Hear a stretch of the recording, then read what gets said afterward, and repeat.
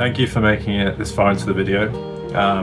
My initial idea was to retopologize the male scale asset I found in the Blenderkit library and add some spines and textures for a variety of uses.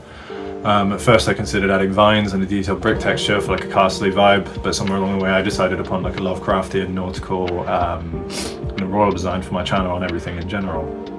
I wanted to create the asset in order to create a profile picture, and I also wanted to use the asset as like a base for a D&D dice tower for FDM print, but by the end I'd worked on some other projects, and when I finished the Crest I decided that I could also produce a high quality clothing design. It just kind of made sense to me, and also I kind of want to do a few pieces of merchandise or products. I think that would be quite cool.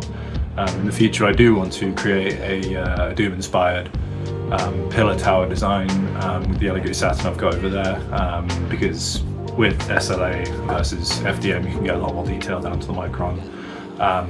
Plus the Saturn is big enough to kind of produce that kind of product.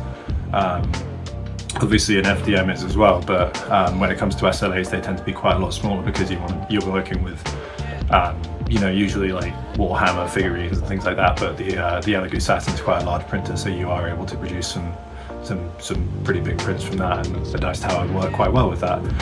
I haven't included everything I did in this project because I finished it after the time lapse was finished, so I'm going to be including my final touches to the project in the next video. There's kind of a lot of goofy behind the scenes, a lot of swearing that I've edited out because otherwise it would take up hours and I don't want to have loads of swearing on my channel. But I think it would be, yeah, it's worth sticking around for. I have a series of projects that I'm really excited to share with everyone, and I really hope you stick around to see them. I will be soon available for commission work once the shops are open, but I'll leave my link tree and my business email in the description below. Please like, share and subscribe to see more from me, and it will really help support me as I'm starting out. Thank you.